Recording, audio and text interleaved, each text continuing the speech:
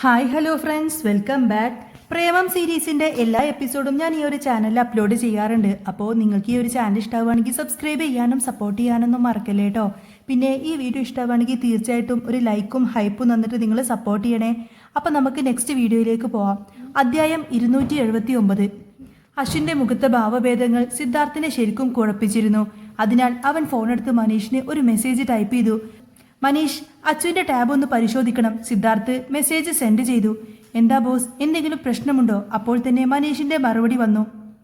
ഇല്ല, എന്നാലും നീ അതൊന്ന് ചെക്ക് ചെയ്യണം. അവൻ്റെ എല്ലാ ആക്ടിവിറ്റീസും നോക്കിയിട്ട് എനിക്ക് നീ വിവരം തരണം, സിദ്ധാർത്ഥ് പറഞ്ഞു. തീർച്ചയായും ബോസ്, മനീഷ് റീപ്ലൈ നൽകി.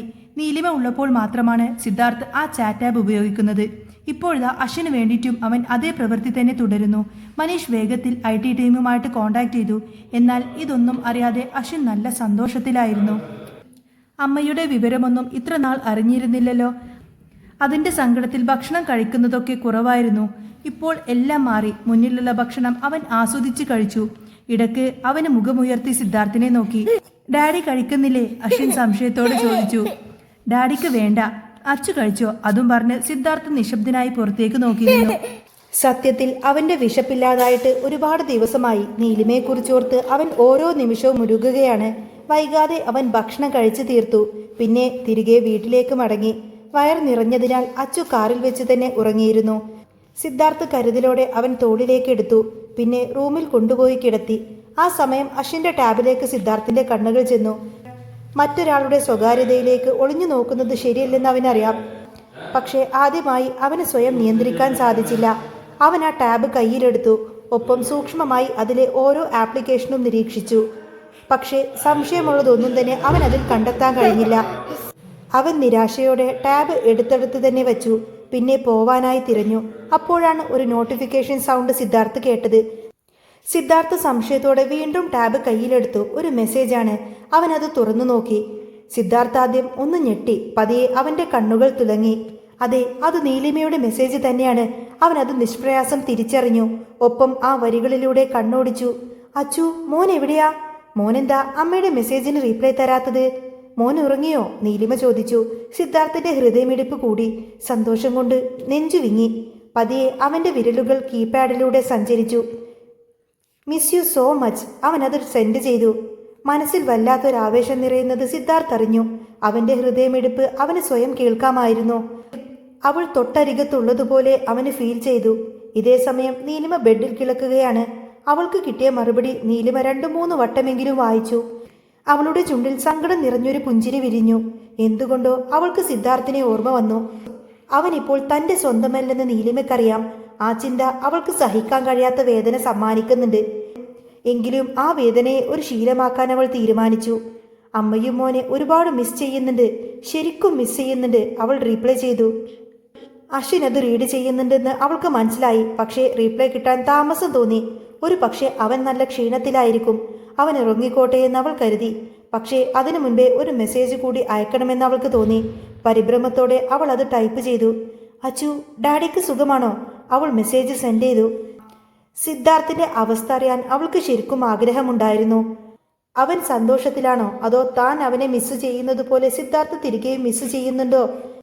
എത്രയൊക്കെ നിയന്ത്രിച്ചിട്ടും അവളുടെ മനസ്സിൽ സിദ്ധാർത്ഥ് സ്ഥാനം പിടിച്ചു. മെസ്സേജ് കണ്ട സിദ്ധാർത്ഥിന്റെ ശരീരം വിറച്ചിരുന്നു. അവനൊരു ദുർബലനായ മനുഷ്യനല്ല. എന്നിട്ടുകൂടി അവന്റെ കണ്ണുകൾ നിറഞ്ഞു. അവൾ തന്നെ മിസ് ചെയ്യുന്നുണ്ടെന്ന് അവൻ തിരിച്ചറിഞ്ഞിരുന്നു. അതാണ് ഇത്രമാത്രം സങ്കടം വരാൻ കാരണം. Not good. അവൻ മെസ്സേജ് അയച്ചു. അത് സത്യം തന്നെയായിരുന്നു. ആ മെസ്സേജ് കണ്ട് നീലിമയുടെ ഹൃദയത്തിൽ കടുത്ത ഭാരം തോന്നി. അവളുടെ കണ്ണുകൾ നിറഞ്ഞൊഴുകി. ജീവിതത്തിൽ സംഭവിക്കുന്ന കാര്യങ്ങളൊന്നും അവൾക്ക് അംഗീകരിക്കാൻ കഴിയുന്നുണ്ടായിരുന്നില്ല. അവൾ ആ ഫോൺ മാറ്റിവെച്ചു. ഇനി ഒന്നും സംസാരിക്കാൻ കഴിയാത്ത വിധം അവളുടെ മനസ്സ് മരവിച്ചു പോയിരുന്നു. സിദ്ധാർത്ഥ് വളരെ നേരം അവളുടെ മറുപടി പ്രതീക്ഷിച്ചിരുന്നു. പക്ഷേ റീപ്ലൈ ഒന്നും കിട്ടാത്തതിനാൽ അവൻ നിരാശനായി. ഇനി അവളൊന്നും പറയില്ല. ആ ചിന്തയിൽ അവളുമായി ചാറ്റ് ചെയ്ത മെസ്സേജ് അവൻ ആ ടാബിൽ നിന്നും ഡിലീറ്റ് ചെയ്തു. പിന്നെ അത് യഥാസ്ഥാനത്ത് തന്നെ വെച്ചു. അശ്വിനെ ഒരിക്കൽ കൂടി നോക്കി. സിദ്ധാർത്ഥ് നേരെ സ്റ്റഡി റൂമിലേക്ക് നടന്നു. അപ്പോൾ തന്നെ അവന്റെ ഫോൺ റിങ് ചെയ്തിരുന്നു. കോളർ ഐഡിയിൽ മനീഷിന്റെ നമ്പർ തെളിഞ്ഞു. അവൻ കോൾ അറ്റൻഡ് ചെയ്തു. ബോസ്, അച്ചുവിന്റെ ടാബിലെ ഡാറ്റാസൊക്കെ ഞാൻ കളക്ട് ചെയ്തിരുന്നു. അതിൽ അവൻ പറഞ്ഞു തീരുന്നതിനു മുൻപേ തന്നെ സിദ്ധാർത്ഥ് തടസ്സപ്പെടുത്തി. എനിക്ക് വേണ്ട തെളിവുകൾ ഞാനെല്ലാം കണ്ടെത്തി കഴിഞ്ഞു, അവൻ പ്രതികരിച്ചു. നീലിമ മാഡം ആയിരുന്നു അത്? മനീഷ് അമ്പരപ്പോടെ ചോദിച്ചു. പക്ഷേ മറുപടി നൽകാനാകാതെ സിദ്ധാർത്ഥ് നിശബ്ദനായി. അവനെ ശല്യപ്പെടുത്താൻ മനീഷും ആഗ്രഹിച്ചില്ല. നീലിമ മാഡം ഇപ്പോഴുള്ള ലൊക്കേഷൻ ട്രേസ് ചെയ്യാമോ? കുറച്ചു നേരത്തിന് ശേഷം സിദ്ധാർത്ഥ് ശാന്തമായി ചോദിച്ചു.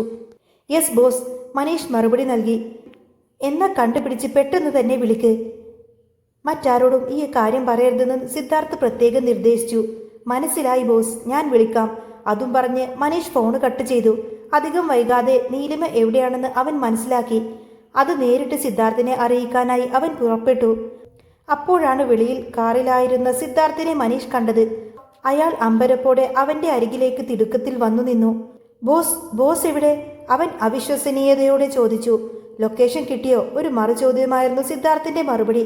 യെസ് ബോസ്, കണ്ടെത്താൻ സാധിച്ചിട്ടുണ്ട്, മനീഷ് മറുപടി നൽകി. ഓക്കെ, പോകാം. സിദ്ധാർത്ഥ് ധൃതി കൂട്ടിയത് കണ്ട് മനീഷ് മടിയോടെ അവനെ ഒന്ന് നോക്കി. എന്താ? സിദ്ധാർത്ഥ് രൂക്ഷമായി ചോദിച്ചു.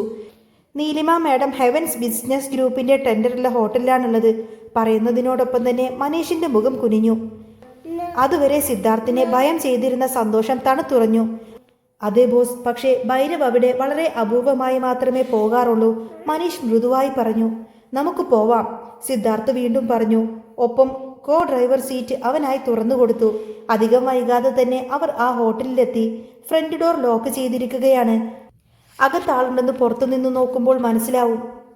പാർക്കിങ്ങിൽ ഒഴിഞ്ഞു കിടക്കുന്ന സ്ഥലത്തേക്ക് സിദ്ധാർത്ഥ് കാറ് പാർക്ക് ചെയ്തു. പിന്നാലെ സിദ്ധാർത്ഥിന്റെ ഗാർഡ്സിന്റെ വണ്ടിയും ഓരോന്നായിട്ട് ചേർന്ന് നിർത്തിയിരുന്നു. സിദ്ധാർത്ഥ് കാറിൽ നിന്നും ഇറങ്ങി. പിന്നാലെ ഇറങ്ങാൻ വന്ന മനീഷിനെയും ഗാർഡ്സിനെയും അവൻ തടസ്സപ്പെടുത്തി. ഇത് ഞാൻ മാനേജ് ചെയ്തോളാം, നിങ്ങൾ അവിടെ നിന്നാ മതി, സിദ്ധാർത്ഥ് പറഞ്ഞു. ബട്ട് സർ, മനീഷിന് ആശങ്ക തോന്നി. ഇത് ഭൈരവിന്റെ തട്ടകമാണ്, എന്തെങ്കിലും സംഭവിച്ചാലോ? മനീഷ്, ഞാൻ പറയുന്നത് ചെയ്യ്. ഞാൻ പോയിട്ട് വരാം. അതും പറഞ്ഞ് സിദ്ധാർത്ഥ് കോട്ട് വണ്ടിയിലേക്ക് ഊരിയിട്ടു. ഒപ്പം ഷർട്ടിന്റെ സ്ലീവ് ചുരുട്ടിയതിനു ശേഷം ഹോട്ടലിന്റെ പുറകുവശത്തെ വാതിലൂടെയാണ് സിദ്ധാർത്ഥ് അകത്തേക്ക് കയറിയത്. രാത്രിയായതുകൊണ്ട് അവിടെ ആരും ഉണ്ടായിരുന്നില്ല. സിദ്ധാർത്ഥ് അവിടെയുള്ള ഏറ്റവും ചെറിയ റൂം ലക്ഷ്യമാക്കി നടന്നു. കാരണം അവന് നീലിമയുടെ സ്വഭാവം നന്നായിട്ട് അറിയാമായിരുന്നു. അവൾക്ക് ആഡംബരം നിറഞ്ഞ ജീവിതത്തോട് ഒട്ടും തന്നെ താല്പര്യമില്ല. അവൻ പതിയെ വിൻഡോ വഴി അകത്തേക്ക് നോക്കി.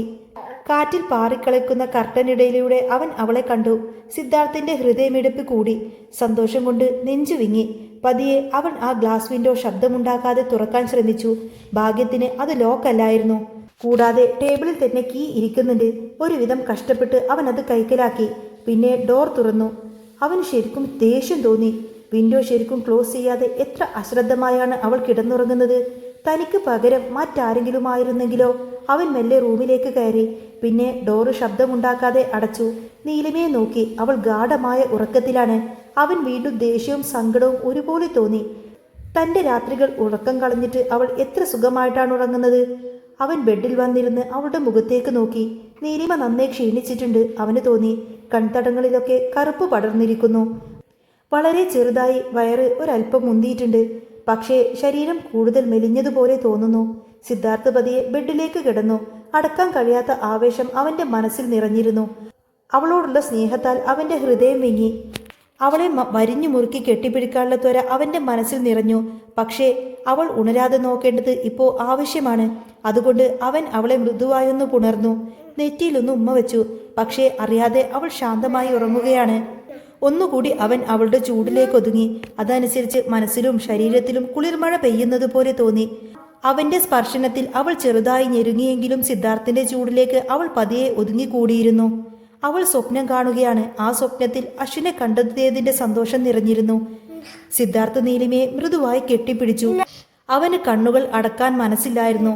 അവളെ തന്നെ കണ്ടുകൊണ്ടിരിക്കാൻ അവന് തോന്നി. കാലം ഇവിടെ നിലക്കണമെന്നും ഈ നിമിഷം അവസാനിക്കരുതെന്നും അവൻ അതിയായി ആഗ്രഹിച്ചു. പിറ്റേ ദിവസം നേരം പുലർന്നു തുടങ്ങിയപ്പോൾ തന്നെ സിദ്ധാർത്ഥ് എഴുന്നേറ്റു. നീലിമ എഴുന്നേൽക്കുമോ എന്ന് ഭയന്ന് അവൻ പുതപ്പ് കൂടുതൽ ചേർത്ത് വെച്ചു. പിന്നെ അവളുടെ നെറ്റിൽ മൃദുവായൊന്ന് ചുംബിച്ചു. അവൻ പോവാനൊരുങ്ങി. നീലിമയെ തന്റെ വീട്ടിലേക്ക് കൊണ്ടുപോകണമെന്ന ആഗ്രഹമുണ്ടെങ്കിലും അവൻ അതിന് കഴിഞ്ഞില്ല. ഒന്നാമത് സോമനാസാരി അനുവദിക്കില്ല. പിന്നെ അച്ചുവിനെയും നീലിമയെയും ഉപദ്രവിച്ച ആ വ്യക്തി ഇതുവരെ അവന് കണ്ടെത്താൻ കഴിഞ്ഞിട്ടില്ല. അവരിൽ നിന്നും അവർ സുരക്ഷിതമായിരിക്കട്ടെ. വൈകാതെ എല്ലാത്തിലും തീരുമാനം കണ്ടെത്തണം. അതിനുശേഷം മാത്രം നീലിമയെ കൂടെ കൂട്ടാമെന്ന് അവൻ കരുതി. അവൻ ഒരിക്കൽ കൂടി നീലിമയെ നോക്കി പുറത്തേക്ക് ഇറങ്ങിപ്പോയി. മനീഷ് ആശങ്കയോടെ പുറത്ത് കാത്തിരിക്കുകയാണ്. അകത്തിതുവരെ പ്രശ്നങ്ങളൊന്നുമില്ലെന്ന് അവനറിയാം. എന്നാലും നേരം പുലർന്നിട്ടും സിദ്ധാർത്ഥിനെ കാണാത്തത് കൊണ്ട് ഒരല്പം ഭയം തോന്നി. അതുകൊണ്ട് മനീഷ് ഗാർഡ്സിന് നിർദ്ദേശം നൽകിക്കൊണ്ടിരിക്കുകയായിരുന്നു. അപ്പോഴാണ് സിദ്ധാർത്ഥ് പുറത്തേക്ക് വരുന്നത് കണ്ടത്. അവനിൽ ആശ്വാസം നിറഞ്ഞു, ഒപ്പം സംശയവും. ബോസ്, നീലിമ മാഡം എവിടെ? മനീഷ് അമ്പരപ്പോടെ ചോദിച്ചു. ഉള്ളിലുണ്ട്. തൽക്കാലം അവൾ ഇവിടെ തന്നെ സുരക്ഷിതമായി നിൽക്കുന്നതായിരിക്കും നല്ലത്. വീട്ടിൽ അവൾ സേഫ് അല്ല. നമ്മുടെ കുറച്ച് ഗാർഡ്സിനെ ഇവിടെ നിർത്തണം. എപ്പോഴും അവൾ അവരുടെ നിരീക്ഷണത്തിലായിരിക്കണം. പിന്നെ നീലിമ ഇവിടെ ഉണ്ടെന്ന് ആരും അറിയരുത്, സിദ്ധാർത്ഥ് പറഞ്ഞു. മനീഷിന്റെ മനസ്സിൽ ഒരുപാട് ചോദ്യങ്ങളുണ്ടായിരുന്നു. പക്ഷേ സിദ്ധാർത്ഥന്റെ നിർദ്ദേശങ്ങൾ അനുസരിച്ചു. വൈകാതെ തന്നെ സിദ്ധാർത്ഥും മനീഷും അവിടെ നിന്നും വിട്ടിരുന്നു. പിന്നെ ഒരല്പനേരം കഴിഞ്ഞപ്പോഴേക്കും നീലിമ എഴുന്നേറ്റു. അവൾ അന്ന് സുഖമായി ഉറങ്ങിയിരുന്നു. ഒരു പക്ഷേ അശ്വിൻ എവിടെയാണെന്ന് മനസ്സിലാക്കിയത് കൊണ്ടായിരിക്കാമെന്ന് അവൾ കരുതി. എത്രയും പെട്ടെന്ന് അവനെയും കൂട്ടി നാട് വിടണം. ഇനി ഈ സിറ്റിയിൽ താമസിക്കുന്നത് സുരക്ഷിതമല്ല, അവൾ മനസ്സിൽ കണക്ക് കൂട്ടി. ആ സമയം അപരിചിതമായ എന്തോ ഒന്ന് അവൾക്ക് ഫീൽ ചെയ്യുന്നുണ്ടായിരുന്നു. ഇനി ഉറങ്ങിക്കിടക്കുന്ന സമയത്ത് ആരെങ്കിലും റൂമിൽ കയറി കാണുമോ? അവൾ ചിന്തിച്ചു. ഇതെല്ലാം തന്റെ തോന്നലായിരിക്കുമെന്ന് നീലിമ വിശ്വസിച്ചു. എന്നാൽ ഈ സംഭവ വികാസങ്ങളൊന്നും തന്നെ ലാവണ്യ അറിഞ്ഞിരുന്നില്ല. അവൾ വളരെയധികം തിരക്കിലായിരുന്നു. സിദ്ധാർത്ഥുമായുള്ള വിവാഹം പരസ്യപ്പെടുത്തിയതിനു ശേഷം അവളുടെ ബിസിനസ് നന്നായി വളർന്നു. അവൾക്ക് സന്തോഷവും അഭിമാനവും തോന്നി. ജോലിക്കിടയിലും അവൾ ഭാവി ജീവിതം സ്വപ്നം കാണുന്നുണ്ടായിരുന്നു. എങ്കിലും സിദ്ധാർത്ഥിന്റെ കാര്യത്തിൽ അവൾക്ക് ആശങ്കയുണ്ട്. അതിന്റെ പ്രധാന കാരണം നീലിമയാണ്. അവൾ ഈ ലോകത്തിൽ നിന്നും ഇല്ലാതാവണം, എന്നാലേ എല്ലാം ശരിയാവൂ എന്ന് അവൾക്ക് തോന്നി.